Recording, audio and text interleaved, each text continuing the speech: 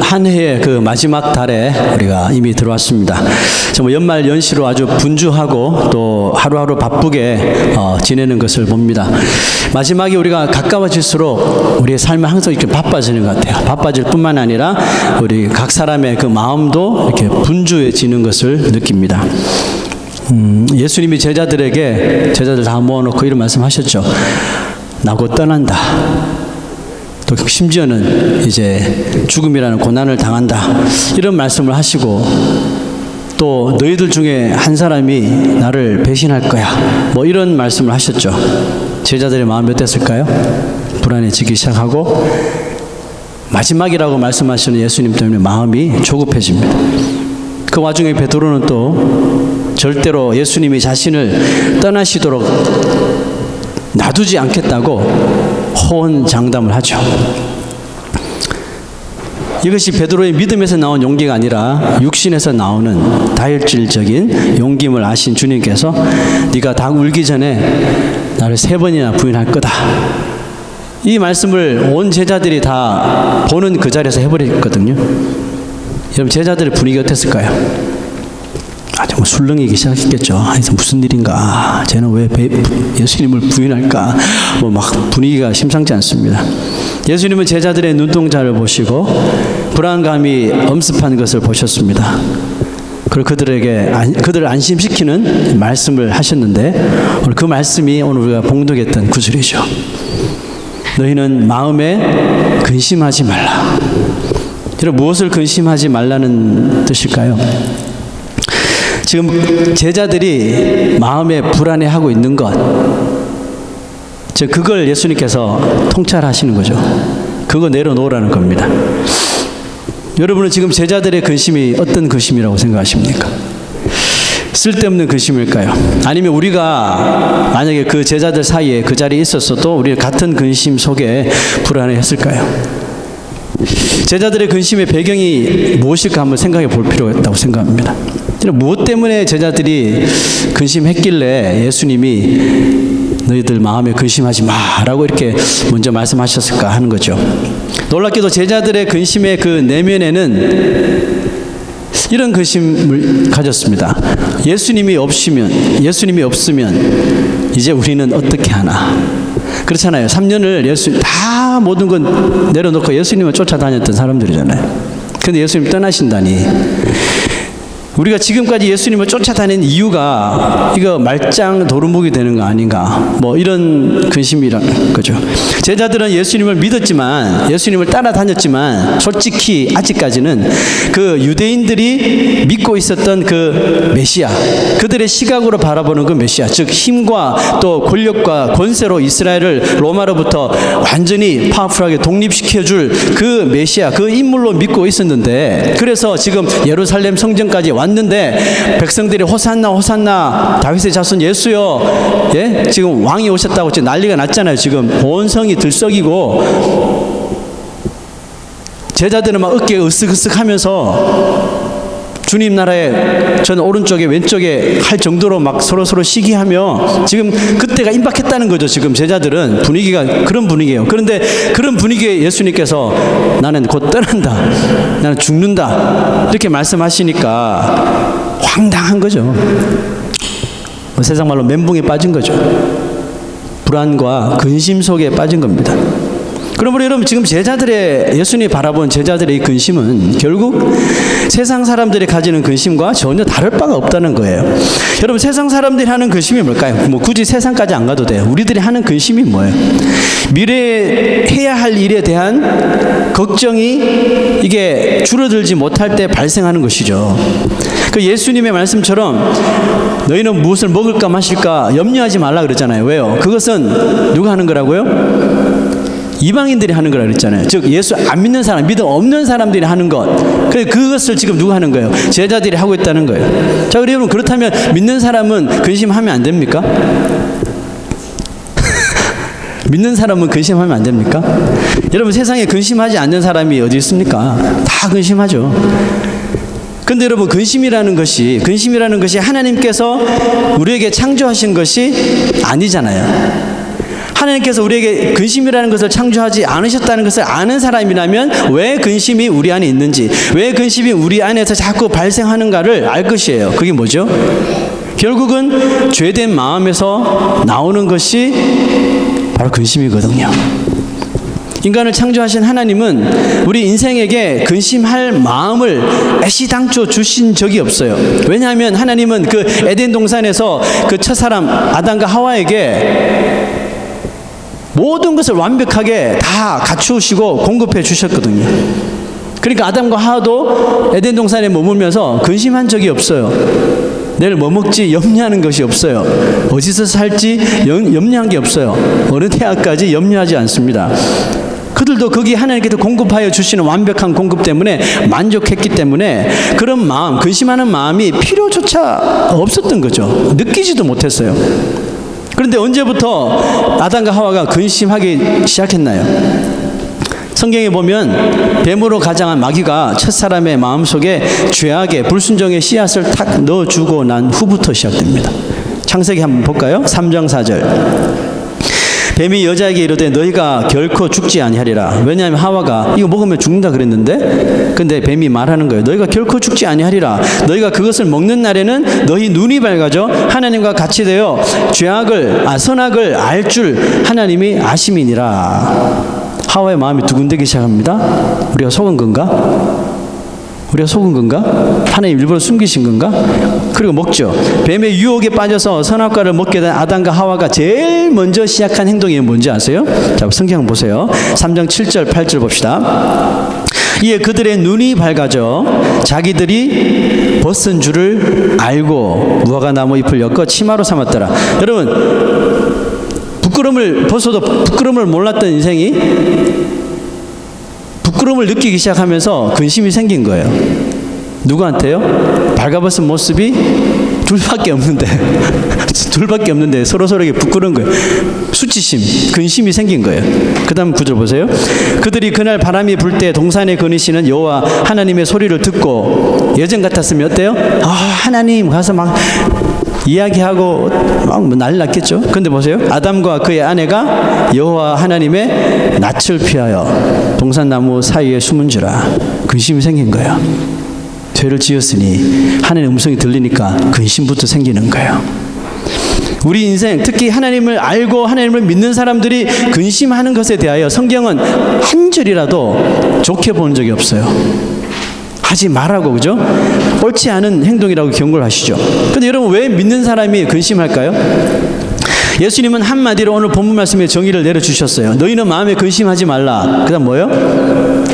하나님을 믿으니 또 나를 믿으라.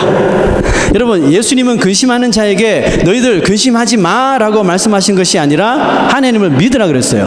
나를 믿으라고 말씀하신데 좀 유의를 하시고 오늘 말씀을 들으셔야 돼요. 여러분, 왜 믿는다는 사람이 근심할까요?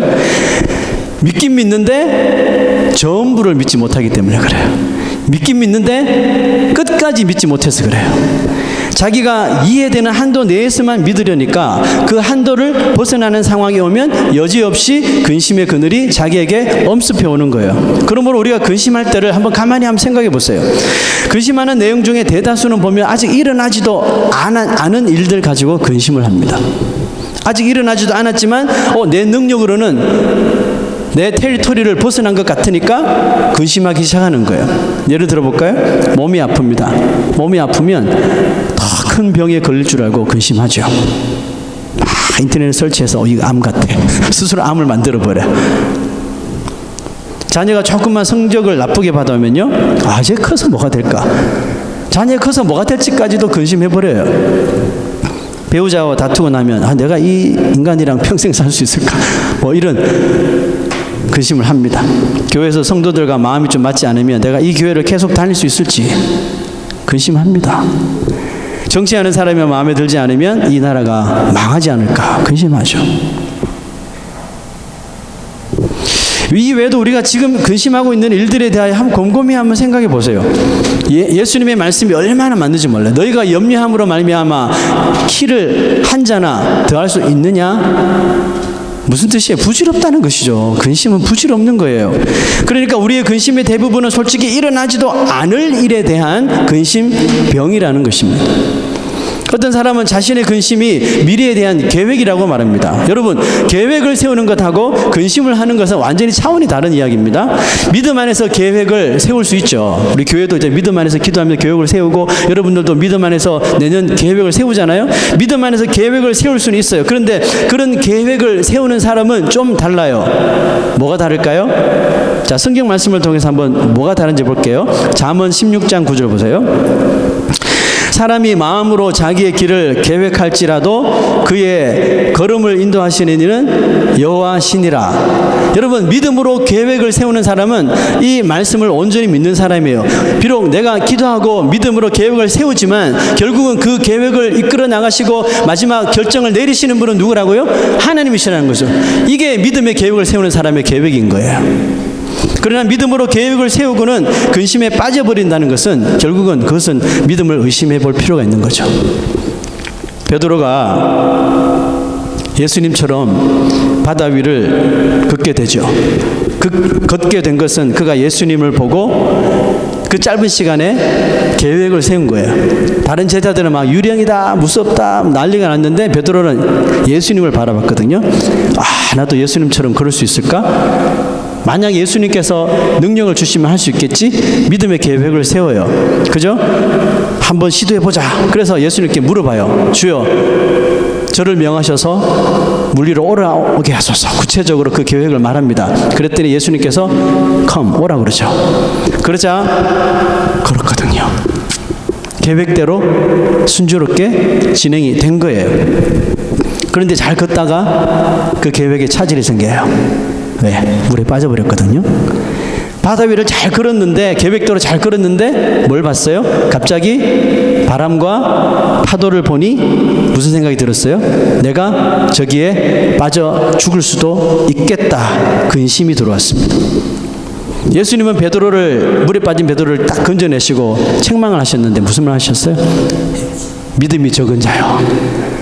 믿음부터 이야기하셨어요. 그 다음엔요, 왜 의심하느냐? 믿음이 없으니 의심한다는 것입니다. 왜 바람과 파도는 보고 두려워하면서 그 바람과 파도까지 다스리시는 예수님을 왜 끝까지 너 믿음의 계획 그대로 왜 끝까지 못하니? 이 말씀이죠. 끝까지 했었어야지. 끝까지 예수님 앞에 걸어가서 예수님과 같이 배에 들어와야죠. 이게 완전한 거잖아요. 그런데 계획대로 가다가 세상의 바람과 파도 보고 근심이 생겨서 거기에 빠져버렸다는 것이죠. 베드로의 모습에서 이 땅을 살아가는 그리스도인들의 근심하는 모습이 여러분 보이지 않습니까? 근심하는 나의 모습이 여러분 보이지 않습니까? 하나님을 믿으니 또 나를 믿으라 하셨는데 믿기만 하면 마귀가 주는 이 근심 따위 모두 다 가지쳐서 버릴 수가 있다고 하시는데 그 말씀을 우리가 온전히 끝까지 믿지 못하는 것, 이게 여러분 우리의 믿음을 무너뜨리는 원수라니까요. 그렇다면 왜 그리스도인들이 하나님을 온전히 믿지 못하고 근심하게 되는 걸까요? 우리가 믿음을, 그나마 있는 믿음을 자꾸 놓치기 때문에 그래요. 그 자꾸 믿음을 잃어버리기 때문이에요.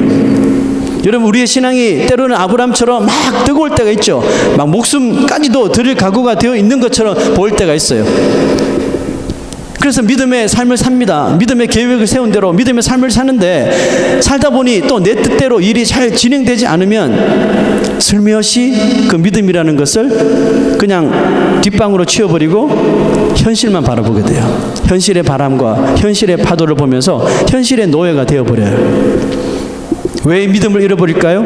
여러분, 대개의 경우 근심하지 않고 하나님을 믿고 맡겼는데 생각만큼 해결이 내 뜻대로 되지 않는 경우를 만나기 때문에 그래요. 이게 무슨 뜻이에요? 다시 한번 예를 들어볼게요. 우리가 몸이 아파요. 몸이 아프면 그 몸을 건강하게 해 주셔야지만 근심이 없어지는 것이라고 우리가 생각합니다. 돈이 없으면 돈을 잘 벌 수 있도록 해 주셔야지 근심이 해결되는 것이라고 생각하는 거예요. 자녀가 말썽을 피우면 자녀가 이제 말 잘 듣게 해주는 것이 내 근심이 없어지는 것이라고만 믿어요. 꼴보기 싫은 사람이 있으면 그 사람을 내 눈앞에서 당장에 샥 사라지게 해주는 것이 내 근심이 사라지는 것이라고 생각들 하기 때문에 그렇습니다.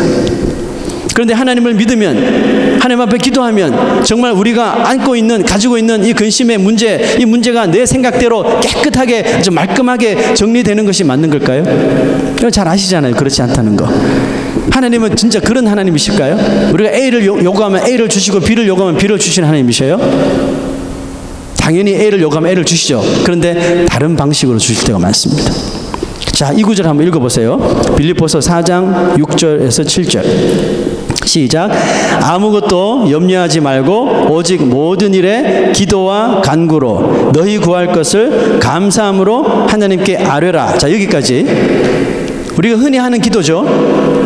아무것도 염려하지 않고 그냥 근심하는 것도 그냥 하나님 앞에 맡깁니다. 기도합니다. 간구합니다. 감사해버립니다. 하나님께 이루어 주실 줄 믿습니다. 이루어 주실 줄 믿습니다. 이루어 주기를 원하는 것들이 제가 금방 예로 드렸던 그거예요. 몸이 아프면 병이 낫고, 돈이 없으면 돈을 벌고, 자녀가 말씀을 피우면 자녀가 말을 잘 듣고, 꼴보기 싫은 사람에서 꼴보기 싫은 사람 다 치워버리고, 이게 우리가 감사하는 내용일 거예요. 그걸 요구할 때가 많죠. 자, 그런데 보세요. 그리하면, 그 다음 구절 보세요. 그리하면, 우리가 그렇게 하나님 앞에 아뢰면 모든 지각에 뛰어난 하나님의 평강이 그리스도 예수 안에서 뭘 한다고요? 말씀 피우는 자녀 말 잘 듣게, 돈 없을 때 돈 대박 터지게, 이게 아니에요. 너희 마음과 생각을 지키시리라. 이게 하나님의 방식이고 하나님의 응답이에요. 공교롭게도 하나님의 응답 방식은 우리들의 생각과 좀 차이가 있어 보이지 않습니까? 우리는 내가 염려하는 그것이 깨끗하게 해결되는 것이 이게 응답이라고 믿는 반면에, 하나님은 우리의 염려를 내 생각대로 처리해 주시는 것이 아니라 우리의 마음과 생각을, 내가 잘못 생각하고 있는, 내 인간적으로 생각하고 있는 그 생각과 마음을 바꿔주신대요. 이게 무슨 의미일까요? 우리의 소원대로 시원하게 응답해 주시지 않고 별로 필요 없을 것 같아 보이는 우리의 마음과 우리의 생각을 왜 지킨다고 하시죠? 이거 안 지켜도 되는데. 그죠? 이거 안 지켜도 돼요, 하나님. 이것만 바꿔주시면 돼요. 이거 같잖아요. 우리가 되게 원하는 것. 그렇지 않습니까? 우리 이걸 원하잖아요. 우리 교회가 9년 됐거든요. 9년 동안 우리가 빠지지 않고 하는 기도가 성장하고 부흥하게 해달라는 거 아니에요? 그렇게 9년 동안 그렇게 하나님 앞에 감사함으로 안 했는데 아직까지 우리의 성은 차지 않습니다. 그래, 하나님께서 우리의 기도를 응답 안 하시는 건가요? 하나님 우리에게 관심이 전혀 없는 건가요? 아니잖아요. 아니라는 거 아시죠? 자, 하나님은 우리가 근심할 때 무엇을 통해 근심할 때 믿음으로 우리가 이겨내려고 우리가 기도를 하기 시작하면, 간구를 하면 염려와 그 근심에 대한 우리의 마음과 생각이 좀 바꿔지도록, 그 근심에 대한 우리의 시각이, 마음이 바꿔지도록, 변화되도록 이끌어 주신다는 뜻이거든요. 우리의 마음과 생각을 어떻게 변화시켜 주시는지 아실래요? 흔들리는 우리의 마음을 다시 붙잡아 주시는 거예요. 붙들어 주셔서 처음에 믿음의 계획 세운 거, 그래서 다시 붙잡게 하는 거예요. 즉 믿음을 다시 준다는 거예요. 믿음을 주셔서 끝까지 하나님을 믿도록 하시는 것. 아멘. 끝까지 믿도록 하시는 것. 그게 우리의 마음과 생각을 지키신다는 의미거든요. 이제 왜 예수님이 근심하는 제자들에게 너희는 근심하지 마 하지 말고 너희는 마음에 근심하지 말라고 하신 이유를 이제 좀 아시겠죠? 마음에 근심하지 말라. 왜? 근심은 마음이 하는 거거든요. 남이 해주는 게 아니에요. 내 마음, 내 생각이 하는 거거든요. 마귀가 우리의 마음에 가졌던 믿음 대신 믿음을 딱 걷어내버리고 근심을 심어주는 것이거든요. 그래서 예수님은 우리가 근심할 때 네 마음을 내가 지켜줄게, 처음에 가졌던 그 믿음을 다시 붙잡도록 해줄게, 이거거든요. 이게 주님께서 하시는 방식입니다. 우리가 근심하며 흔들리다가도, 그죠?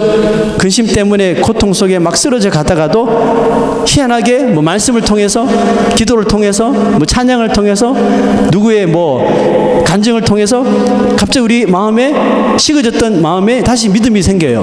믿음이 생기면 그때 여러분 어떻게 행동하게 되던가요? 집사님 어떻게 행동하게 되던가요? 계속 근심 속에 빠지던가요? 아니잖아요. 대부분 이런 경험하면 일어납니다. 담대해져요. 근심하던 문제 쳐다보지도 않아요. 그거 신경 쓰지도 않게 돼요. 결국 근심의 그늘이 그쳐지고 소망과 희망과 은혜의 빛이 우리 삶에 비춰지는 것을 우리가 경험할 거예요. 여호수아가 모세 후계자로 나서긴 했지만, 세워지긴 했지만 너무 두려운 거예요. 내가 어떻게 모세의 자리를 리플레이스 하나. 근심 속에 있을 때 하나님께서 강하고 담대하라. 모세가 믿은 것까지 너도 믿어. 그럼 내가 너와 함께 할게. 그 마음에 과거에 여호수아가 얼마나 모세보다 더 기도했던 사람인데 막상 지도자의 자리에 딱 서니까 두렵고 근심이 되는 거예요. 근데 하나님께서 하신 게 뭐예요? 내가 너와 함께 할게. 예전에 가졌던 믿음 다시 붙들게 하신 거예요. 그랬더니 여호와가 담대하게 요단강 건너고 여리고성 무너뜨리고 하지 않습니까? 태양과 달을 멈추게 하고. 여러분 잘 아시는 한나가 자식이 없었죠. 자식이 없어서 그 대적 분인나에게 정말 날마다 정말 극심한 스트레스를 받습니다. 근심이 계속해서 쌓여갔습니다. 눈에 뭐 다크서클이 점점 내려오고 그 날마다 울면서 남편이 그렇게 잘해주는데도 먹지를 않는 거예요. 사람이 먹지를 않는다는 것은 갈 때가 다 됐다는 거잖아요. 그만큼 이 한나가 정말 이 강팍한 분인나로 하여금 고통을 받았어요. 그러니까 한나가 이제 하나님 앞에 찾아가죠. 성소에 와서 하나님 앞에 나와서 울면서 부르짖습니다. 그 기도 내용이 뭐예요? 아들 달라는 소리였죠. 지금 아들이 없어서 지금 내가 분인나한테 이런 망신을 당하고 조롱을 당하니 아들 달라고 그랬죠. 아들 주시면 내가 나시린으로 바치겠다고 그랬어요. 엘리 제사장이 이 여자가 술 취한 줄 알고 막 왔죠. 그래서 왜 그러냐고 그랬더니 대낮에 술 마시면 안 된다고. 그랬더니 그게 아니라 지금 내 마음이 너무 힘들고 아파서 이렇게 하나님께 기도하는 걸 했더니 엘리 제사장이 이 누굽니까? 한나가 뭐 아들 달라고 하는 기도 소리 들은 게 아니라 기도했다는 소리 듣고 하나님이 너의 기도를 들어주실 거라. 여러분 엘리 제사장 아시죠? 그 시대는 이상이 하나님의 그 뜻이 그 사사 시대는 잘 통하지 않는 때라 그랬잖아요. 그러니까 엘리가 제사장이지만 별로 그렇게 제사장의 사역을 올바로 감당하지 못하던 인물이었어요. 그럼에도 불구하고 엘리 제사장이 너 기도한 거 하나님이 들어주실 거야 하고 등 두드려 준 거예요. 그 말을 듣고 한나의 마음에 변화가 생깁니다. 자, 어떤 변화가 생겼죠? 사무엘상 1장 18절 보세요. 가서 먹고 얼굴에 다시는 근심빛이 없더라 그랬어요. 아니 도대체 무엇이 먹지 않던 한나를 먹게 하고 매일 얼굴에 막 다크서클이 내려오고 근심 속에 있었던 그 얼굴이 정말 거무칙칙하게 있었던 그 얼굴빛이 왜 이렇게 근심 없는 빛으로 변하게 됐을까요? 하나님께서 그 대적 분인나를 집에 와보니 분인나를 어디 보내버렸나요? 아니면 분인나를 뭐 사고나게 만들어버렸나요? 당장 한나의 눈앞에서 치워버렸나요? 공교롭게도 아니라는 거죠. 하나님은 한나의 마음을 그토록 격동시켰던 원수 분인나에게는요 손도 대지 않았어요. 그 말은 집에 갔을 때 분인나가 여전히 있었다는 거죠. 여전히 자식 없다고 조롱했다는 거죠. 그럼에도 불구하고 한나는 거기에 개의치 않았다는 거죠. 전혀 신경 끊었다는 것입니다. 이게 마음의 변화거든요. 자 보세요. 왜 한나가 이렇게 변화됐을까요? 이 변화의 중심에는 엘리가 등 두드려주면서 했던 말, 하나님이 너의 기도 들어주실 거야. 뭐가 생겼어요? 믿음이 생긴 거예요. 믿음이 근심을 이기는 것입니다. 아멘. 아들이 생기지도 않았어요. 아직은 아들이 생기지도 않았는데 그 믿음으로 인하여 밥을 안 먹던 여자가 밥을 먹고 얼굴에 다 근심으로 쌓였던 여자가 빛이 나기 시작했다는 거예요. 여러분 잠언 17장 22절 한번 읽어봅시다. 시작. 마음의 즐거움은 양약이라도 심령의 근심은 뼈를 마르게 하느니라. 하나님을 믿는 것이 우리의 마음에 즐거움을 더해줘서 우리 모든 마음의 질병을 치료하는 그 양약이 된다고 하셔요. 그 반면에 마음이 하는, 심령이 하는 근심은 우리 영과 육에 우리 뼈를 마르게 한답니다. 여러분, 뼈를 마른다는 그 표현이 도대체 뭐예요? 한번 경험해 보신 분도 있을 거예요. 뼈를 마르게 합니다. 그 근심이 쌓이고 쌓이면 정말 우리를 번민 속에 갖춰버리는 거예요. 아무것도 하지 못하게 만들어버리죠. 결론 내릴게요. 예수님은 근심하는 제자들에게 뭘 했습니까? 믿음을 가지라고 했어요. 하나님을 믿으니 또 나를 믿어라. 그 믿음이 뭔가요? 하나님을 믿는 것과 또 예수님을 믿는 것이라고 했죠.